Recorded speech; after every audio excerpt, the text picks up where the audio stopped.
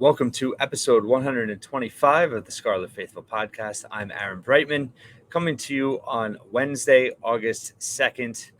And they will have a doubleheader today. I had promised football defensive review in terms of players I was looking at to step up this year. I did offense yesterday. But based on the announcement today with Mississippi State and Princeton officially being announced for Rutgers basketball, I had mentioned them previously going over the reported non-conference schedule for men's basketball for this coming season. It was officially announced by the program today. Tickets are going on sale. Season ticket holders today, Wednesday, have a day early. There's a pre-sale as well, and they'll be on sale for the general public on Thursday. But I wanted to delve in. I covered it on the Scarlet Faithful, but I wanted to delve in this episode to talk about the matchups, what this actually means on the court. 2 neutral court matchups for Rutgers, 2 quality opponents. You have to give credit to Steve Peichel for making this adjustment to the non-conference schedule.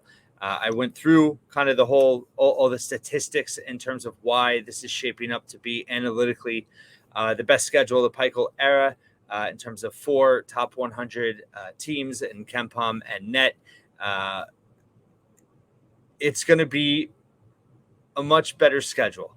It's going to depend on the ceiling for certain teams. I think Mississippi State, they were in the 50s last year, 53 for both KenPom and net.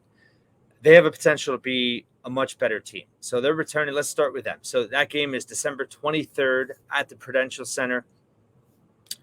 The Rock, Seton Hall's home court, will be there December 23rd. Game times have not been announced. TV has not been announced, but tickets are going on sale. So hopefully Rutgers fans can buy up these tickets because, Mississippi State, they probably won't travel well right before Christmas, or maybe they will. Maybe Mississippi State fans will want to come to New York City. So it's going to be a tough game. Mississippi State returns all 5 starters.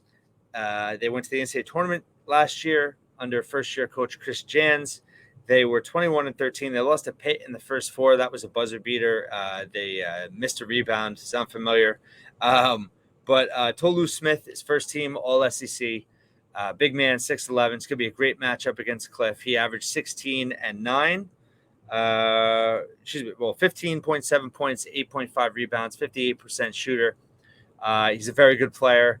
They have all 5 starters back, and they're a balanced team. Shaquille Moore, DJ Jeffries, Deshaun Davis all average between 8.5 and 9.5 points per game. The entire starting five's back. Very similar profile to Rutgers. They play a grinded-out style. They were number 9 nationally in defensive efficiency and number 176th in offensive efficiency. They were the worst 3-point shooting team in the country at 26.6%. So they have addressed that, though. They've added Andrew Taylor, transfer from Marshall, averaged 20 points last season, shot 36-plus points percentage from 3. Also, very balanced player, 4.7 rebounds, 4.7 assists, 2.1 steals. He's gonna start probably as well. So you have 6 really good players. They played their bench some last year, but they were heavy starting 5. So it's going to be a grinded out type game. It's going to be very interesting to see if Rutgers' style we've talked about they have the potential, I think, once the roster's fully set, to be a more up-tempo team. Guard play, it's going to be more attacking. They have more weapons in terms of guards that can penetrate. How is that going to match up against Mississippi State? That's going to be a very interesting matchup for both teams. But I could see Mississippi State could definitely be ranked when this game happens. They're KenPom. They're going to start. I think they're going to start a lot higher than the 50s just because of all the returning production they have back. KenPom is definitely, the preseason ranking is certainly based on returning production to a large degree. Obviously, a 3-point shooting is going to hurt, but then they add Andrew Taylor. It's they'll probably start in the 30s. I don't know, possibly better, depending on they haven't announced their non-conference schedule, but depending on how they do, I mean, they could certainly be a KenPom team in the top 30. This is definitely looking like a quad 1 game. Neutral court, 1 through 75 is neutral. So there's it's a very solid Q1 likely game. And it's a great opportunity for Rutgers going into Christmas with a big win. We got a long way to go in terms of what this team looks like. But this is a great addition to the schedule. This is a perfect. What I love about it too is who knows, it could end up being a high Q1.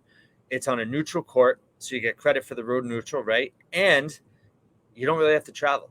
It's right up the highway, right up the turnpike. You're going to play. This would be their second game at the Rock because they're going to play at Seton Hall earlier in the month. So is that an advantage? I mean, it's an advantage in terms of less travel, having a little bit more familiarity with the venue. Rutgers fans should greatly outnumber Mississippi State fans. So this is an ideal. This is not just, good to have on the schedule. This was a smart ad. This was a very smart, tough game, but with some built-in things you like. Call them advantages, whatever. So definitely a marquee game on the marquee game on the non-conference schedule. We know Rutgers will play at Seton Hall. We know that they'll host Georgetown, who I do think, they were in the 200s last year. That's going to be a team that will be improved. I'm not saying they're going to be good, but under Ed Cooley, they're going to be in the 100s, worst case. They're not going to be in the 200s anymore. So that's going to improve Rutgers metrics and strength of schedule as well. You have Bryant and Howard, which are, two teams that finished in the low twos last year, have a chance. I think Bryant's going to be even better this year. But then Princeton, right? So you can't underestimate Princeton. First of all, first meeting in a decade. Thank goodness these two teams are playing. Very encouraged by the fact that they announced this as the inaugural Jersey Jam. So, and it's on November 6th, opening night, Monday, at Cure Insurance Arena in Trenton. About 8,000 seat venue. That's a game Rutgers fans, I hope, pack the place.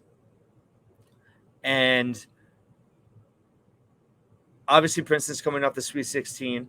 Yes, they lost their two best players from last season in terms of Tosin Abumwan, and I probably butchered his last name, and I apologize, but he's a great, great player. Tosin, he's fighting for a roster spot in the NBA right now. And then Ryan Lomborg will actually see at Northwestern. He transferred there. But they have the three other starters back, and they have three other contributors in the rotation back. So this is not a team that, is empty-handed by any means. Junior guard Matt Aleko returns. He averaged 10.7 points, 4.8 rebounds, 2-1 assists, shot 45% from the field, 38 from three. Caden Pierce he could end up being the leading scorer for Princeton this year. He really came on at the end of the year. He was a true freshman. He started most of the season. He averaged 8 and 7. He's a really good rebounder for his size. And I think he had 16 rebounds against Missouri in the second round of the NCAA tournament. So he's really good. Then you have Kashawn Kellman, big man. He's back. He averaged 8 points, 5 rebounds on 61% shooting. And then you have key guys off the bench that are going to play bigger roles. Blake Peters is really good. Xavier Lee is someone that's probably going to have a bigger role this year. Blake Peters shot 40% from three last year. So this is not the Princeton team I grew up watching. This is not a slow thug. This is a good style to play. It's a tough style to play opening night, but we're going to know right away if Rutgers is able to run up and down the floor with playing Princeton the first night. And this is already, Noah Fernandez is going to be huge in this game if he's going to be able to control the pace, push Rutgers, get them open shots. Gavin Griffiths is going to need to have a good game one. So how much can Cliff dominate inside? How much can they get him out in open space? This is an exciting matchup. Obviously, for historical reasons, they first met in 1917. It's the team that Rutgers has played the most ever, 120 times. Princeton leads 75-45. Princeton has never played any other team in non-conference more than Rutgers. So this is a meaningful game, both for on the court, but for both programs, both fan bases, what it means to New Jersey. And I think there's real hope that this could end up being an annual thing. I would like to see it at Jadwin and the Rack. You have the Garden State Hardware Classic, and it's at both teams' home courts. So why can't you have the Jersey Jam at both courts too? But if this is what had to happen, it just kind of get the ball rolling. I'm all for it. And Rutgers fans have to turn out. But this is going to be Princeton is going to be no pushover at all. They might even be the Ivy favorites. If not, they'll definitely be picked in the top 3. And this is a team that, they haven't released their non-conference either. But, I mean, listen, what they did to Arizona in the NCAA tournament, yes, Tosin and Longborg are gone, but this is still going to be a very good team.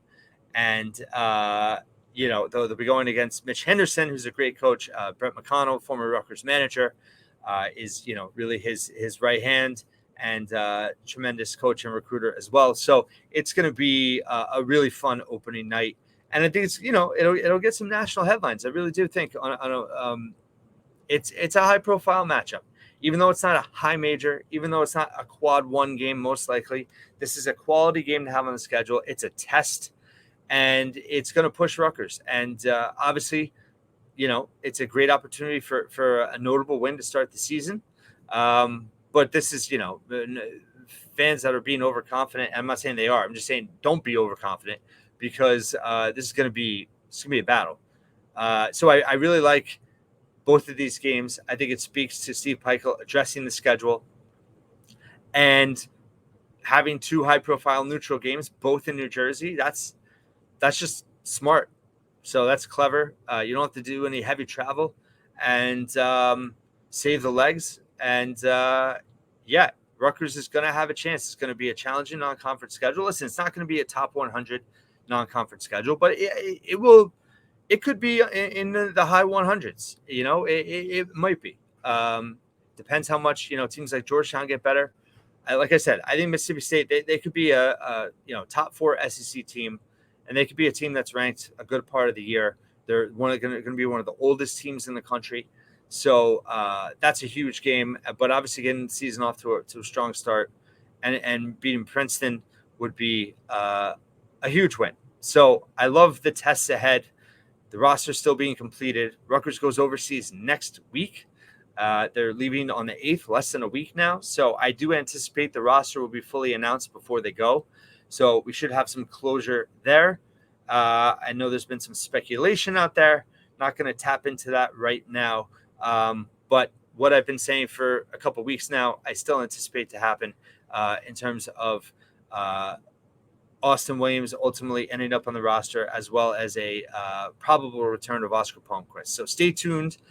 Thank you for listening and watching once again. I have more details and stats in the article for this post. I have ticket information, links I'll put in this the YouTube video and also on the article as well. So Rutgers fans, get out to these games, support this team.